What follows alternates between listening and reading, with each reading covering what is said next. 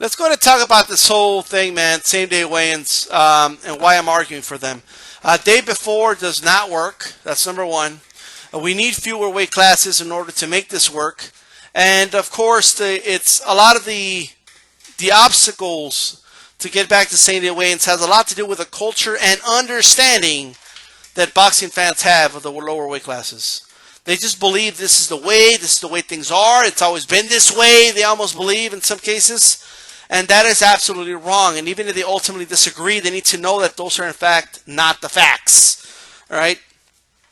Now, same day weigh-ins, the day before does not work.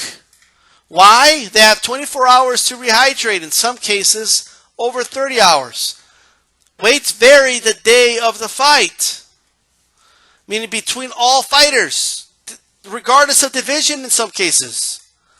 A lot of fighters rehydrate differently. They carry water weight differently. This defeats the purpose of the weigh-in altogether. And it is not safe, and it's absolutely not natural at all whatsoever. We need fewer weight classes, period, even if they don't go back to same-day weigh-in, but in order to make same-day weigh-in effective and why it was effective to begin with. Weight fluctuates. Number one, on-the-dot weigh-ins are not healthy. What's the point of somebody weighing in on a scale and then going up in weight immediately after, as soon as they start sucking on Gatorade? What's the point? What's the point of them actually fighting in 2 weight classes, 3 weight classes above their real weight class the night after? It defeats the entire purpose. Okay? So the best way to limit dehydration issues is same-day weigh-in. A lot of people argue the other way, okay, but fewer weight classes will eliminate a lot of these problems. The culture and understanding, as we talked about, right? Fans believe the current way is the only way. There has been a normalization of weight training 24 hours prior. The culture was changed. It actually worked this way with the original 8 weight classes just fine. Okay, nobody's saying it was perfect, but it was definitely better than what we have now. And same-day weigh-ins did work. They stopped working when more weight classes began to get added. That messed things up because, like I talked about, the fluctuation of weight, right? Some of these weight classes, especially the lower weight classes, separated by 3 pounds. It's just ridiculous. All right? Here is what they're trying to sell you. And here's what we're all buying. This is a hypothetical, by the way. I am going to make similar graphs to this with the real fighters, their real weight, what they weigh on the scale, and what they allegedly weigh in the ring. That's the obstacle, though. We can't get the real in-ring weight in a lot of cases. Guys just refuse to weigh in the day of the fight, especially a couple hours before the fight. They refuse to do it in some cases, and the fact that they have that option is absolutely amazing. Okay. Because in all reality, that's the only weight that really matters. That's the only weight that matters. All this other bullshit doesn't matter, right? So anyway, scale in this hypothetical, the first fighter's in lightweight. He on the scale he weighs in at 135. On fight night he weighs in 150. That's not possible. It's not possible. Just wait till I give you some examples of lightweights that have in fact weighed in that much the night of the fight. 147 in the ring. He balloons up 10 pounds. 157, right? That's the welterweight. Isn't that unbelievable? They're supposed to be 2 divisions apart, but on fight night, separated by 7 pounds, right? Okay, makes sense, right? And I understand this is a hypothetical, but keep in mind, so some sanctioning bodies like the IBF supposedly don't let guys go up more than 10 pounds, and there are in fact welterweights that don't balloon up that much. Pacquiao, Mayweather come to mind, right? Another lightweight, he balloons up to 155. And before you say, that's not possible, like, just wait. Just wait till I give you the examples, okay?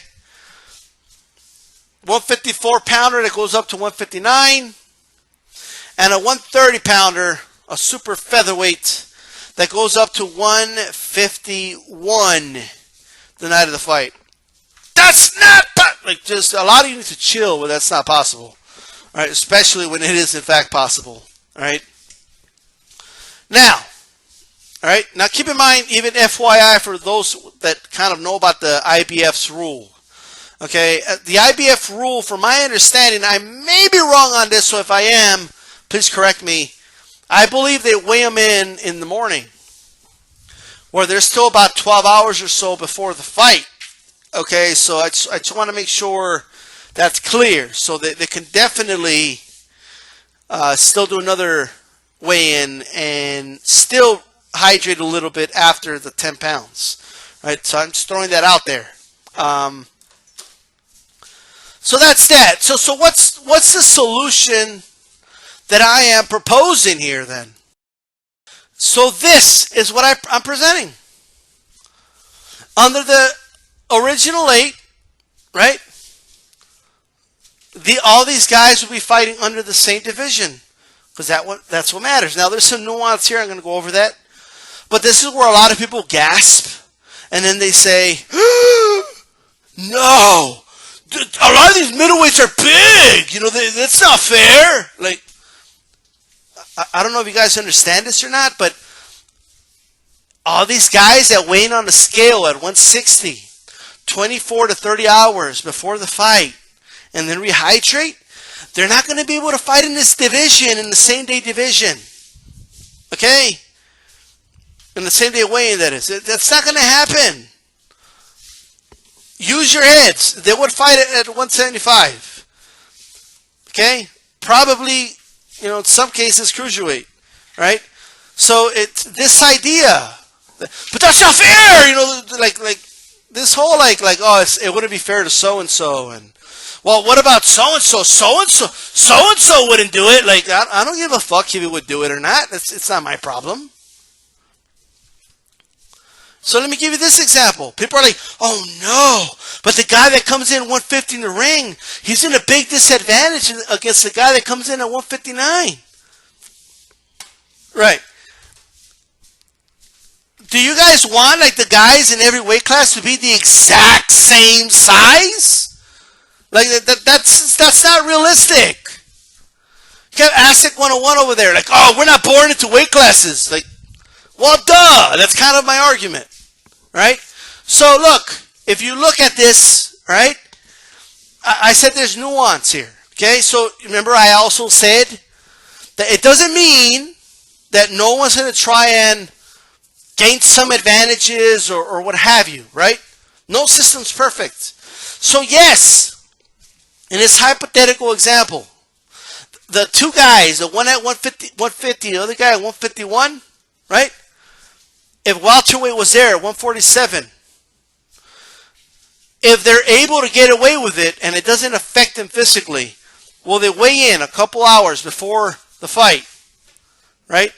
At 147, and if they're able to rehydrate, okay, back to whatever, to their natural weight, 150, 151. Will they do it? Sure. Sure they will, right? There's going to be guys that are going to make 160 on the scale, on the dot, and then they're going to rehydrate a little bit. That's still going to happen. But what's not going to happen, or is least likely to happen, is guys going down 3-4 weight classes before within the real weight class and then moving up in weight. So they'll be able to work, quote-unquote, the system still, but what he won't be doing is going down to 135 and then knocking dudes that he's outweighing. In some cases, in some of these weight classes, outweighing guys by 15, 20 pounds. Right? So I give you this example. Oh, but what about the guy that outweighs him by 159 and 150? So you're still going to have cases where a fighter's outweighed by 10 pounds, right? Especially the higher up you go in weight classes. You're still going to have that. That's not going to go anywhere, right? But number one, we're going to know what their weight class, what their real weight is. That's number one. Number two, all right, this is why we talk about nuance here, right? Number two, a lot of fighters, believe it or not, if we change the culture, yes, there's going to be guys called small middleweights. Yeah, they're still going to be fighting the middleweight division, though. There's going to be quote-unquote small welterweights. There's going to be quote-unquote small lightweights, just like Tyson was a small heavyweight, right? So yes, you're going to have big middleweights, medium-sized middleweights, and smaller middleweights. That's just the reality we have to live with, right? That's just the way it is, okay? Do we have to keep the concept of where the weight classes are separated less, right? The lower the weight classes, yes. Not 3 pounds. That's just flat out ridiculous, okay? So that's why even if you look at the original 8 weight classes, you had 175, and then you had 160. Then you had 147. Then you had 135. Then you had 126. Right? So that in itself takes care of it. Right? No, we shouldn't be separating the weight classes by the equal amount of weight. Right? Because a pound to a lightweight matters more than it does to a heavyweight. I understand that. Right? But you have to understand where this is manipulated the most is in fact in the lower weight classes where every pound matters.